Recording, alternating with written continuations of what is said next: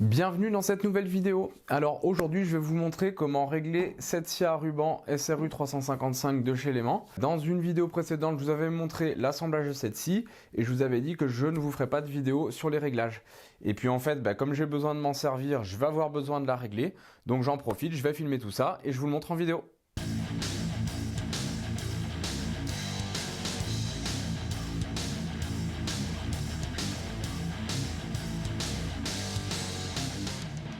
Pour les nouveaux sur la chaîne, bienvenue, je m'appelle Vincent Brun, je fais des vidéos de lutherie, je construis des guitares en kit, je fais des tests d'outils, je rénove des outils, je fais de l'aménagement d'atelier, plein de petits bricolages, enfin plein de choses qui tournent autour du bois.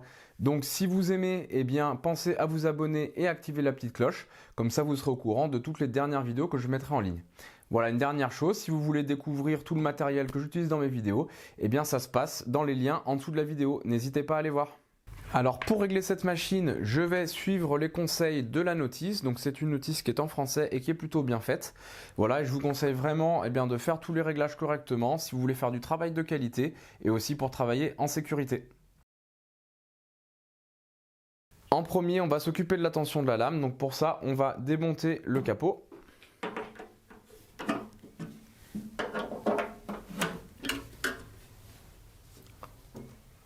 Là, on peut voir que la lame est vraiment souple. Et donc, pour la tendre, il suffit de tourner la vis qui est ici dans le sens des aiguilles d'une montre. En fait, ça va déplacer le volant supérieur vers le haut et ça va tendre la lame. Donc, on peut la tendre. Donc, il faut que la lame soit assez tendue pour que le volant puisse tourner. Mais elle ne doit pas être trop tendue pour que la lame ne casse pas. Voilà, il faut que ça reste un petit peu souple sous le doigt. Donc là, je pense qu'on est pas mal.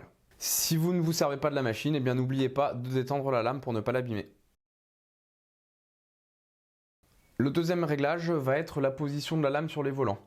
Pour vérifier la bonne position, il faut donc tendre la lame à sa position de travail et ensuite faire tourner le volant. Et on regarde comment la lame se déplace. Donc si le réglage du volant n'est pas bon, parce qu'on peut régler en fait le volant soit un petit peu vers l'avant, soit un petit peu vers l'arrière, quand on va tourner, la lame va se déplacer sur le volant et va se mettre dans sa position de travail. Donc là, ma lame est tendue dans sa position de travail, je fais tourner le volant et sur le volant du haut, donc je constate que la lame est à peu près centrée sur le volant et que les dents dépassent un tout petit peu du caoutchouc. Donc c'est exactement ce qu'il faut avec les grosses lames ou les grosses dents pour pas abîmer le caoutchouc. Avec des lames un peu plus petites, vous pouvez la centrer sur le volant, ça ira très bien. Donc là je suis pas mal sur le volant du haut, je vais vérifier le volant du bas.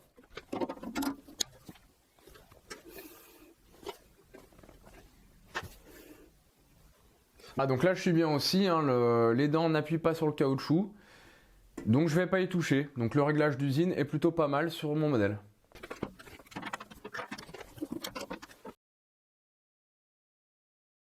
On va maintenant passer au réglage des guides lames, donc il y en a un supérieur et un inférieur. Ce qui est important, c'est que la lame est maintenue en position par des roulements. Il faut qu'elle reste bien rectiligne et bien droite pendant le sciage. Donc ces roulements sont là pour la guider, mais en aucun cas il ne faut qu'ils la freinent. Donc on va regarder tous ces réglages de plus près. Le premier réglage consiste avec une clé de 13 à dévisser l'écrou qui est là et de déplacer les roulements en avant ou en arrière, tout l'ensemble, pour qu'en fait le bord des roulements soit 2 mm en retrait par rapport au creux des dents.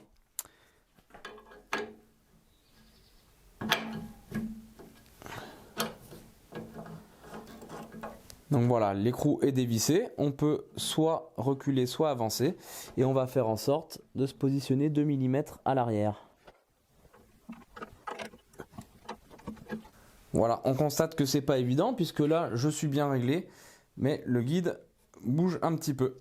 Bon, je vais me régler en le positionnant à l'arrière puisqu'en fait de l'autre côté là on a un roulement qui doit venir en but et contre. Donc je pense que si je me mets à l'arrière et que plus tard quand je réglerai le roulement contre la lame, je serai dans la bonne position. Donc je recommence le réglage et je vérifie ma mesure. Je vais vérifier mon réglage en position haute. Donc 2 mm et en position basse. Un tout petit peu plus de 2 mm. Donc je suis plutôt pas mal. Le réglage suivant donc consiste à régler bien la position des roulements par rapport à la lame. Il faut qu'il soit à peu près à 0,5 mm. Donc pour faire ce réglage, eh bien, il suffit de dévisser les roulements et voilà, soit de les écarter, soit de les repousser. Donc je vais me mettre eh bien, à 0,5 mm.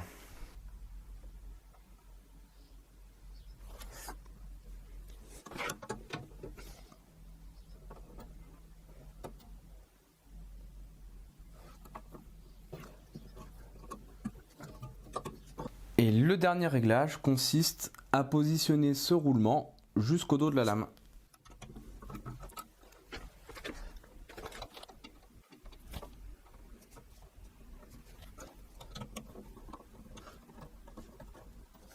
Et voilà, on a terminé avec le guide-lame supérieur. On va maintenant passer au guide-lame inférieur. Le principe est identique au guide-lame supérieur. Il faut déviser cet écrou ici pour pouvoir avancer ou reculer les roulements pour que ceux-ci soient positionnés 2 mm à l'arrière du creux de la denture. Et ensuite, on doit positionner les deux roulements à 0,5 mm de la lame. Et enfin, on a ensuite un dernier roulement qu'on va positionner en butée au dos de la lame. Donc là, le réglage de 2 mm est plutôt bien, donc je ne vais pas toucher cet écrou.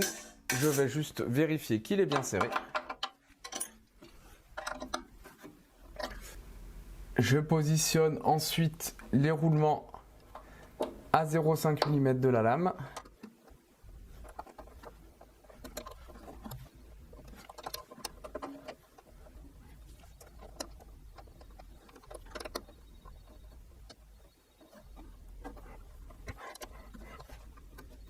Et je termine en positionnant ce roulement en butée à l'arrière de la lame.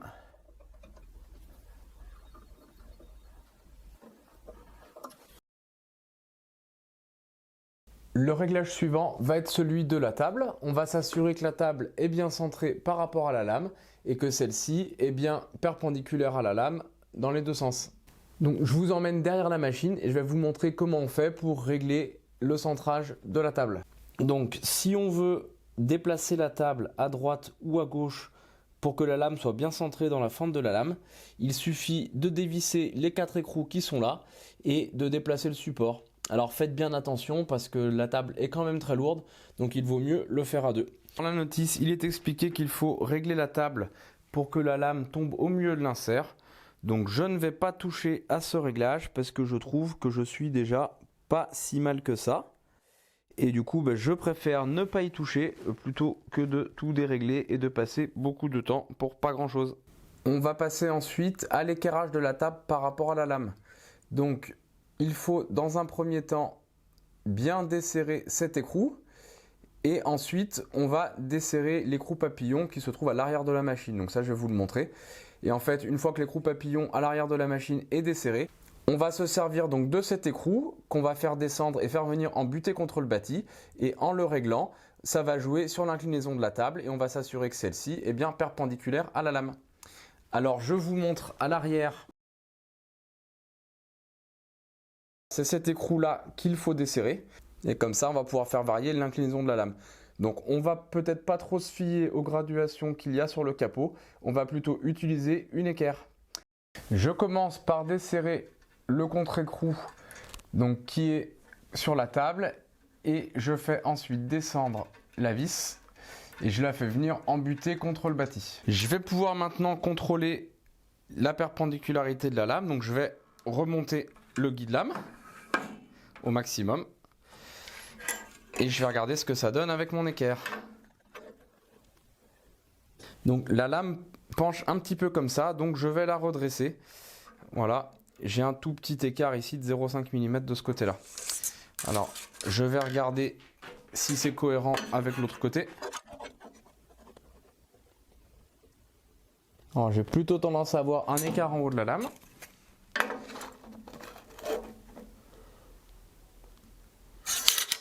Donc, ce qui voudrait dire que la table est peut-être un petit peu bombée, comme ceci.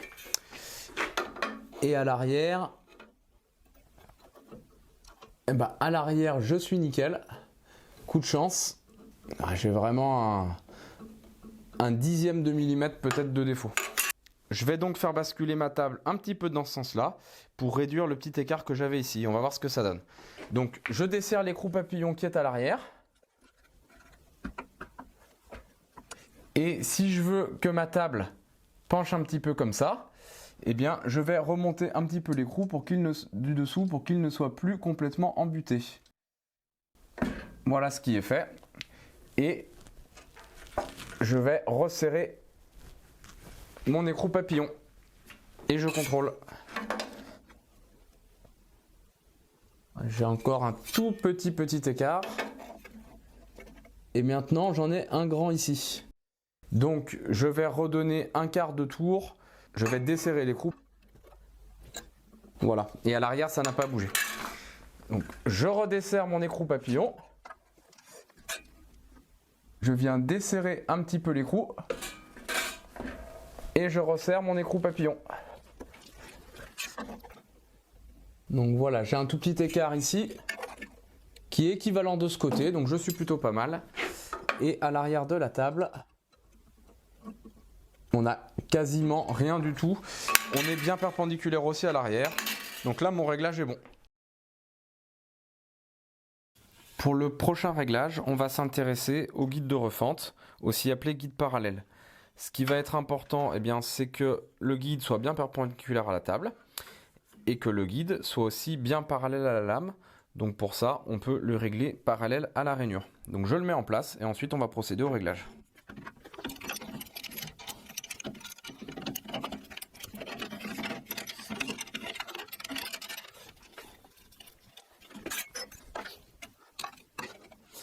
Donc là, je vais avoir besoin de redresser un petit peu comme ça mon guide. Donc pour ça, je vais utiliser la molette de réglage qui se trouve à l'arrière.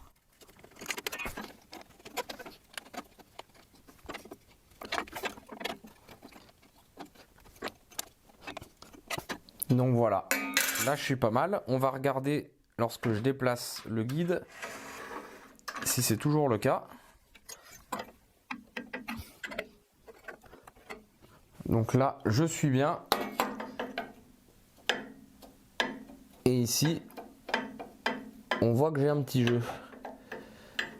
Donc ce qu'on peut regarder, là c'est quand même un problème. J'ai un jeu ici sur les tables. Alors il faut que je vérifie s'il n'y a pas un petit réglage à faire quand même. Mais mes deux tables ici ne sont pas planes et ça c'est quand même bien dommage.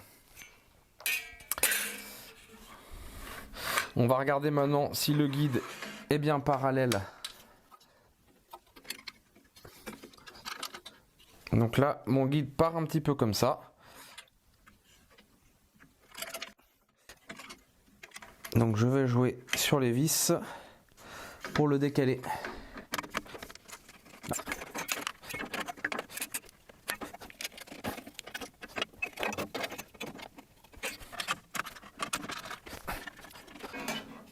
Donc là voilà, je suis bien perpendiculaire et je suis bien parallèle à la rainure. Voilà, donc il faut jouer un petit peu finement avec les trois molettes. Donc la molette du milieu qui va régler l'inclinaison et les deux molettes latérales qui vont régler le parallélisme par rapport à la lame. On va maintenant régler la règle graduée. Donc pour ça, eh bien, je vais positionner donc mon guide sur le 0. Voilà, donc là, je ne touche pas tout à fait la lame. Donc ensuite, il faut dévisser les 4 vis qui sont sous la table. Et on va se déplacer un petit peu. Donc il faut dévisser un petit peu l'écrou papillon. Donc là, je suis bien sur le 0. On va venir mettre donc l'ensemble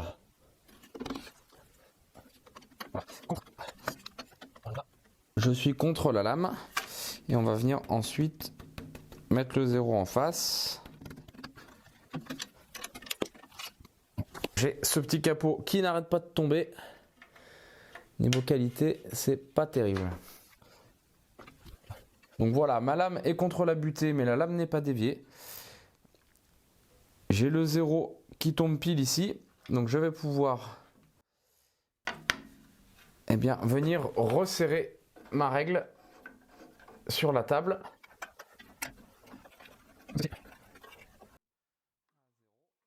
Si je veux faire une coupe à 10, je me positionne donc à 10 cm. Alors ce qu'il faut bien sûr, c'est faire d'abord une coupe test et puis vérifier si vous êtes bien réglé. Alors tout à l'heure, je vous disais qu'ici, je n'étais pas très à fleur. Hein, je vais pouvoir vous le remontrer.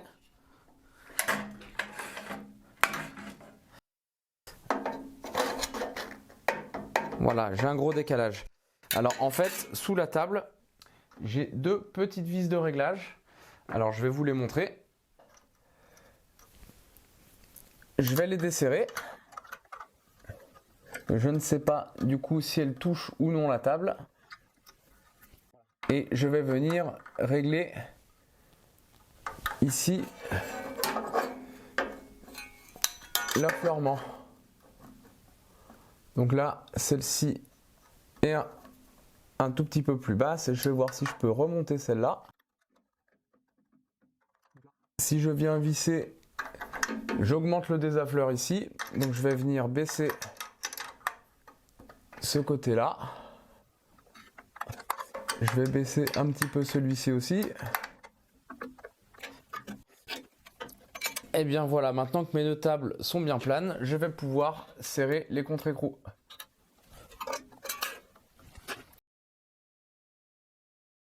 Cette machine fonctionne avec deux vitesses de coupe, une vitesse lente de 440 mètres par minute pour les bois durs ou épais, les plastiques et certains matériaux non ferreux, et une vitesse rapide de 900 mètres minute pour les autres bois. Alors pour régler la vitesse de coupe, on va commencer par ouvrir le capot.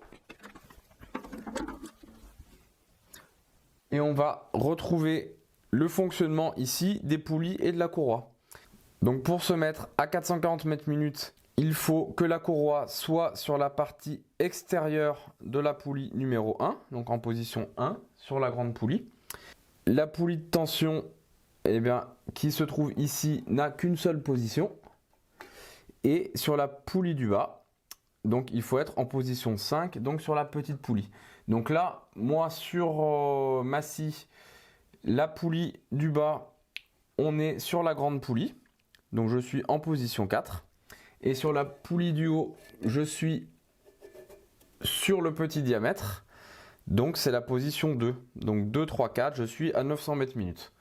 Voilà, donc je vais garder ce réglage-là puisque a priori, je vais plutôt utiliser des bois un petit peu classiques. Pour pouvoir bouger la poulie, on va utiliser la manette qui est ici. Et il suffit de desserrer. Donc ça va faire bouger le galet tendeur et la courroie sera beaucoup plus molle, ce qui permettra de la déplacer pour changer la vitesse. Donc là, je vais la retendre. Voilà, et pour la tension, il faut s'assurer du coup que le moteur entraîne bien les arbres. Donc si c'est pas suffisant, vous pourrez resserrer, retendre la courroie pour que le moteur et que les poulies entraînent bien du coup les arbres. Et bien voilà, je peux maintenant refermer le capot inférieur.